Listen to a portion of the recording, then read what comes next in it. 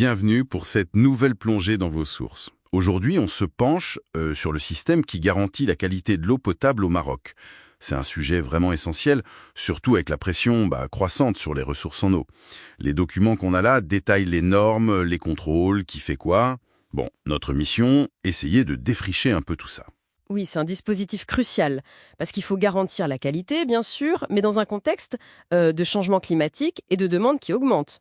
Ce qui frappe tout de suite d'ailleurs dans les sources, c'est de voir à quel point le système marocain il colle à des standards internationaux très exigeants. On pense à ceux de l'OMS ou même de l'Europe. D'accord, alors allons-y. Le cœur du système, si j'ai bien compris, c'est cette fameuse norme marocaine NM 03.7.001. Elle s'applique bien à toutes les eaux de consommation, pas juste le robinet. Exactement, à toutes.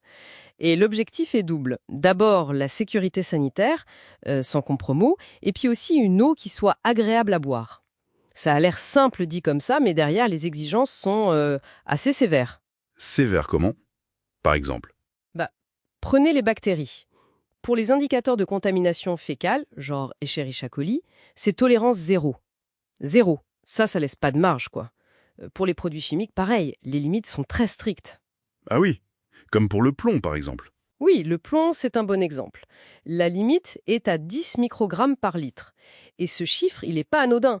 Les sources montrent bien que cette baisse, qui a été progressive, elle reflète un effort énorme et continu pour moderniser les réseaux, pour remplacer les vieilles canalisations, quoi. Intéressant ce point.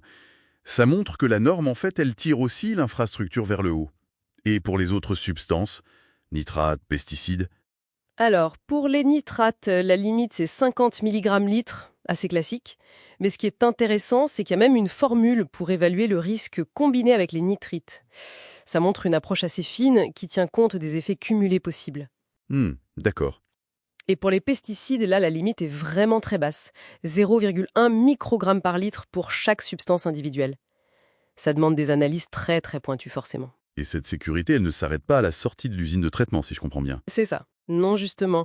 La norme impose aussi une concentration minimale de chlore résiduel dans tout le réseau de distribution.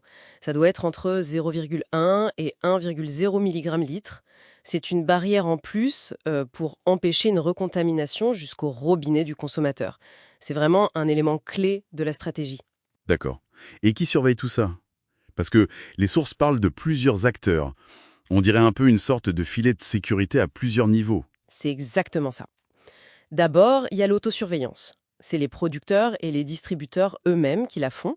L'ONE, donc l'Office national de l'électricité et de l'eau potable, qui est le grand opérateur national, il a son propre réseau de laboratoires.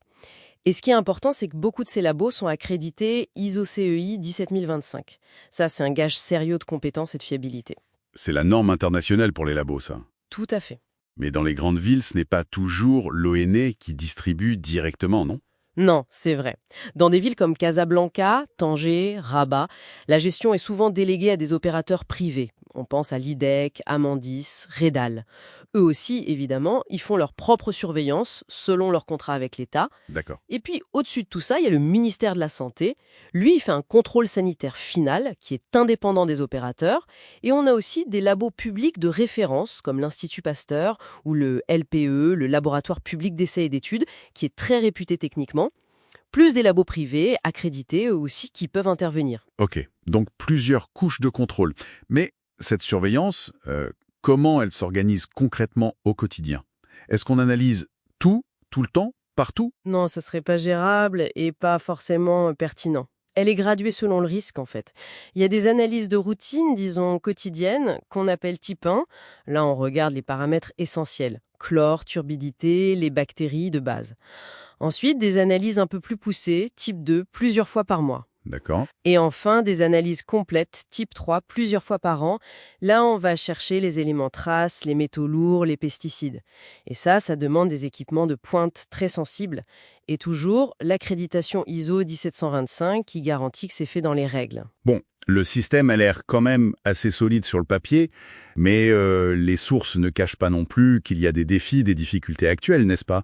C'est peut-être là que ça devient vraiment crucial. Oui, effectivement. Malgré ce dispositif qui est bien en place, plusieurs défis sont pointés du doigt.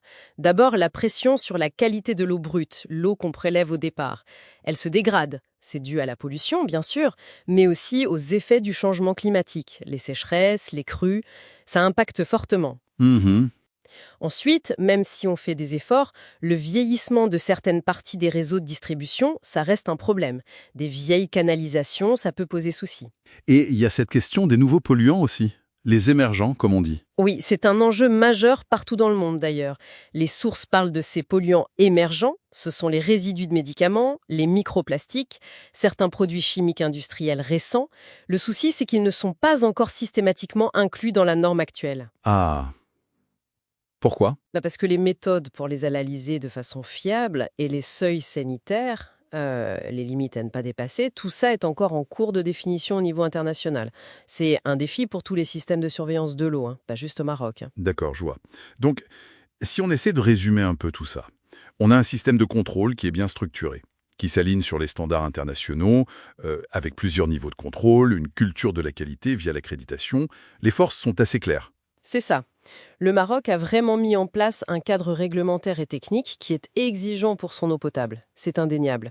Le défi principal, et c'est ce que soulignent bien les sources, c'est de réussir à maintenir cette qualité et aussi la confiance du public, face à une ressource en eau brute qui est de plus en plus vulnérable et face à l'apparition de ces nouveaux types de contaminants. Alors, qu'est-ce qu'on retient finalement de cette plongée? Bon, clairement, un engagement assez fort pour la santé publique via un système de surveillance qui est plutôt élaboré.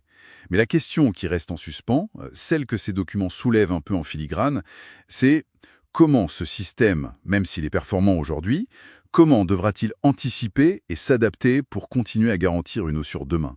Surtout face à des menaces environnementales et chimiques qui, elles, sont en constante évolution. C'est ça la question pour l'avenir, non?